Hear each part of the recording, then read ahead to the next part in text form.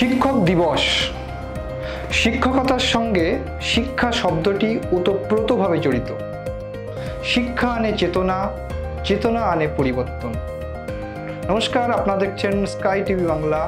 আমি বাকবুল ইসলাম আপনার সাথে। শিক্ষক সমাজ শুধুই কি পুঁথিগত বিদ্যার মধ্যেই আবদ্ধ? শিক্ষক শিক্ষার্থী সম্পর্ক শুধুই কি বিদ্যালয়ের মধ্যেই সীমাবদ্ধ? সমাজ পরিবর্তনে ছাত্রের আচার আচরণের পরিবর্তনে সমাজে তাদের ভূমিকা কতটুকু?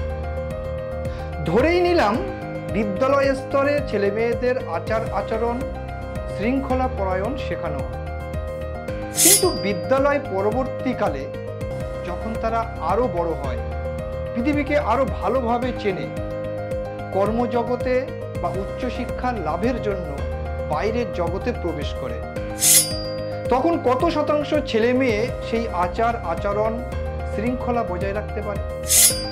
সে নিয়ে আমাদের প্রশ্ন আছে, আমাদের কৌতূহল আছে।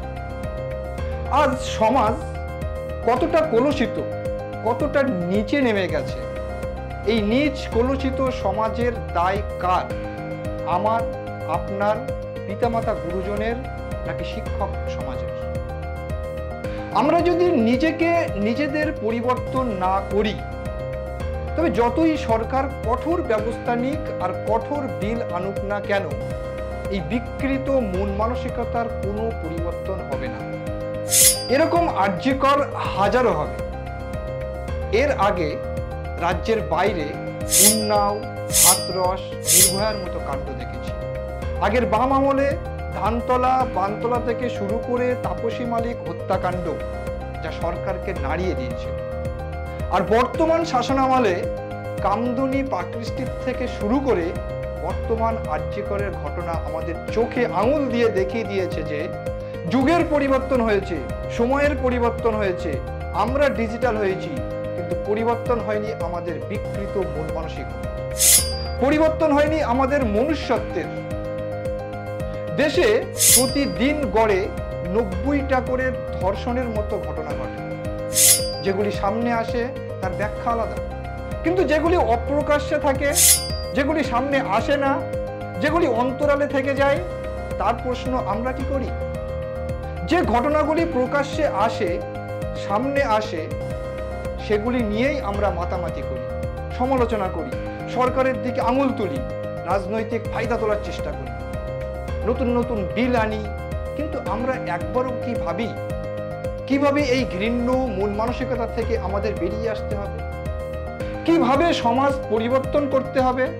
কিভাবে গোড়ায় গন্ডগোলটা সমূলে উৎপাদন করতে হবে?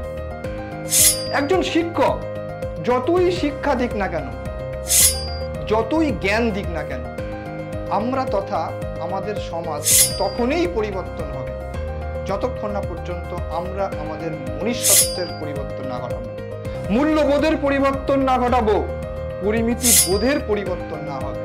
সর্বোপরি আমরা নিজেরাই যদি সচেতন না হই, তাহলে এইরকম আর্যকর একটা কেন 100 হলেও অবাক হওয়ার কিছু থাকবে না।